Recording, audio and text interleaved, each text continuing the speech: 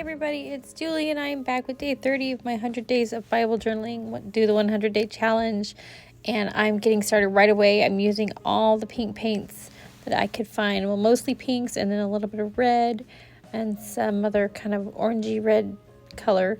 I just decided to do splotches all over. I'm taking one color at a time, and I'm kind of doing a pattern. Like, I took the first pink and spread it around, and now I'm doing the second kind of dusty pink, and it's always to the right of it, the bottom, I don't know. Anyway, I'm just kind of doing a pattern where all the colors are kind of grouped similarly together in little groups and spreading it around. I'm going with that darker color now, and I like how it's coming out, but as I keep going, it's getting busier and busier, and so I'm kind of starting to question my choices at this moment, but I just keep going to see where it takes me, because sometimes you just never know where things are going to end up. So I'm just moving all the paint around. I think I ended up with like 5 colors. I'm using more of a neutral right now. I think it's called Old Paper Distress color, and I'm just filling in the gaps now. The pattern has gone its own way, and I'm cutting out this cute little flower from my Let's Get Crafty collection by Simple Stories, and he's going to be part of my collage layers that I'm going to get ready. And upon looking at this paint again, I realize it really is very busy. Not sure what I'm doing yet, but I think I'm going to try to lighten it up. So I'm just adding some white paint over, and of course nothing is dry, so everything's just blending, which is not really what I was hoping for, but I'm just working through the process and trying to get it somewhere where I like it. I've got this piece of white paper on my desk, so I decided instead of white paint, I'm just going to plop down a square of white paper just to create a whitish area, and just kind of layering up some pieces to see what it's going to look like, and I'm very happy with it. I'm cutting off this branding strip here, and I'm going to turn it into a banner right there underneath all the other pieces going on. It just needs a little flag tail, and he's just getting tucked right up in there amongst all the other layers.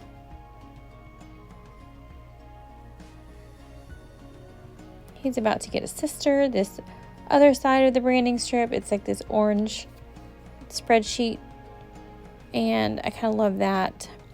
So I'm just turning it into a banner too, and going to tuck it right there next to his friend underneath the flower, and they're just going to live there happily. It makes me happy. I'm going to cut out this library card piece from the cut apart sheet, and I'm going to go ahead and rough up his edges with my scissors just to create some texture and interest. And I do end up ripping the page, which feels like I usually do end up ripping it at things when I try to do that technique, but I'm okay with it. He's just going to tuck right in underneath that white paper. Give it a little bit more height and a little bit of something behind it, a little interest. I'm going to commit and start gluing things down. It's the only way to keep moving forward sometimes. I'm just creating my layers. There's some movement in it because they're kind of diagonally going down across the page. And I've just kind of covered up some of that busy paint that I had going on.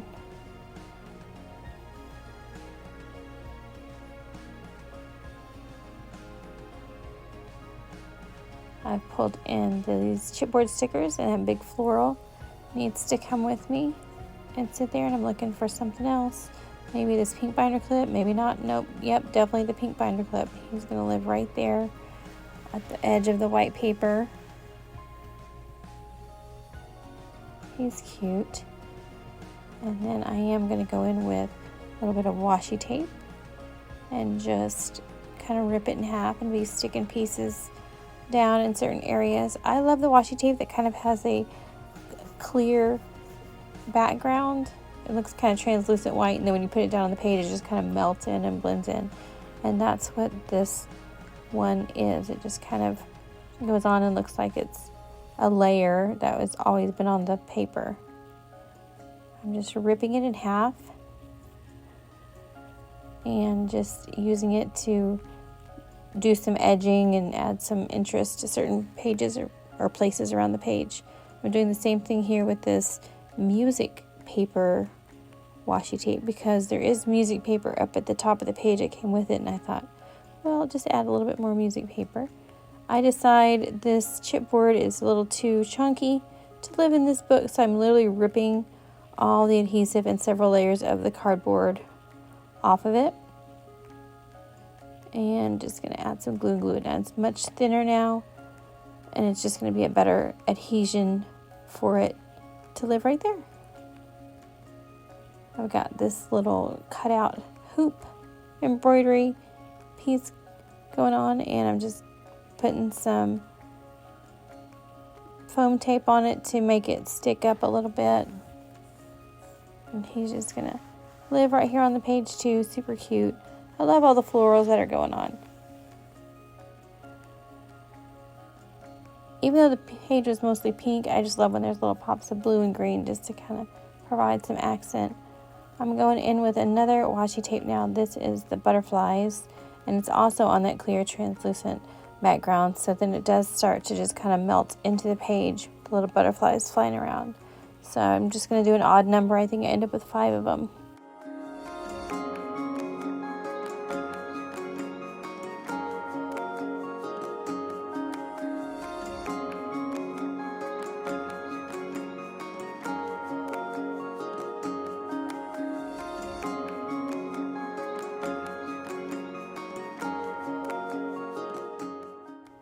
Okay, I end up adding some pom-poms right here on the edge just to help my page have some presence in the book on the edge. I'm really enjoying adding all the things to the sides of the pages and making this book really bloom forward. It makes me very happy.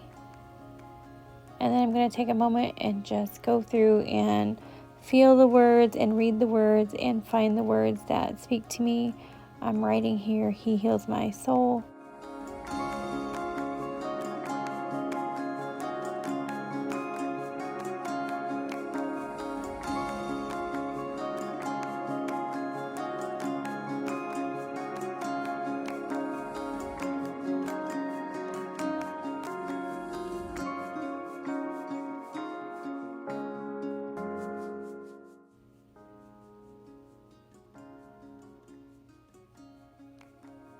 And now just a few more details and I'll be done. Just a couple of these enamel dots in groups of 3s. And that is all. Thanks so much for watching. I appreciate y'all. If you don't mind giving me a like, I would love that. I'll see you guys next time. Bye.